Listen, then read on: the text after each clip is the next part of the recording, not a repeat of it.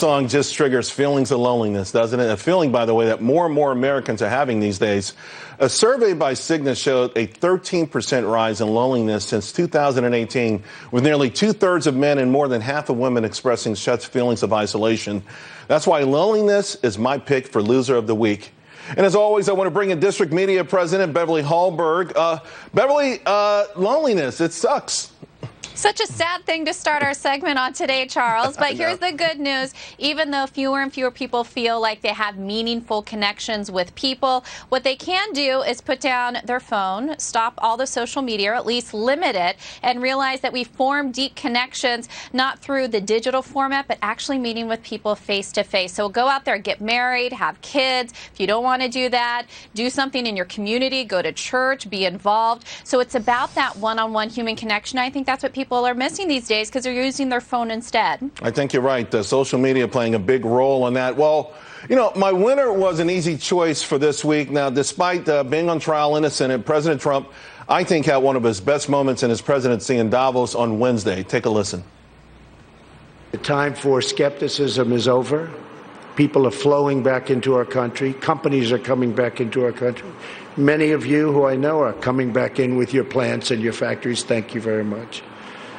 America's newfound prosperity is undeniable, unprecedented, and unmatched anywhere in the world. You know, folks, he is right. The time for skepticism is over. Over the years, we have all become skeptics, cynics, doubters, and the net result has been lost opportunities, further division in our country, and I say it's time we can never get back all of that anger, right? But the great news is that the future does not have to be wedded to this sort of aura of hopelessness. I wish everyone would put away all of those things, put them on the shelf, embrace life, and embrace optimism. What are your thoughts, Beverly?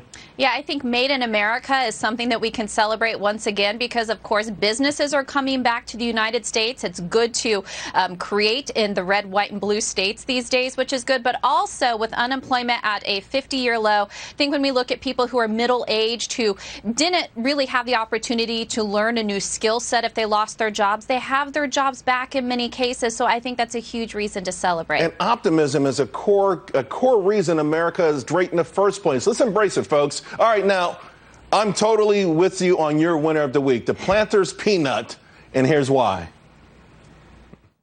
I just died in your arms tonight. Oh, look out! Oh, abandonment!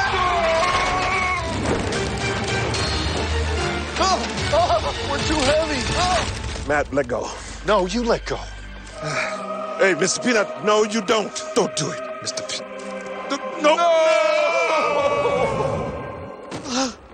Maybe he'll be all right.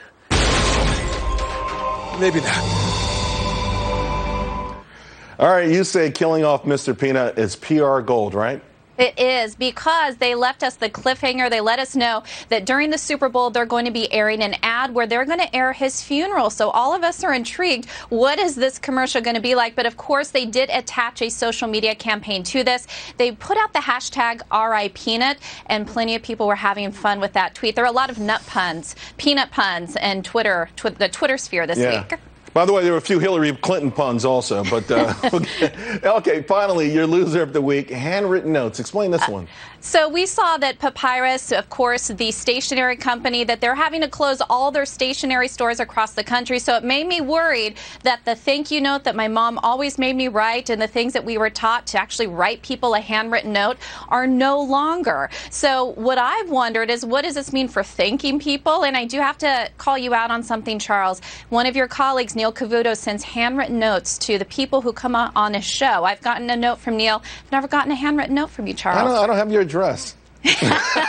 I've emailed you a couple of times. You're like, I know you through Twitter, but yeah, the loss of the handwritten note. The one benefit for me on this one is I have horrible handwriting, so at least saves me the trouble of having to do that. I'll send you something via text. Yeah, unfortunately, I have forgotten how to write in cursive, but you're right. I used to write my son a handwritten note every day in his lunch when he was a little kid, and I'm going to get back to it. Look out for your note next week. Beverly, have a great weekend. You too. Thanks, Charles.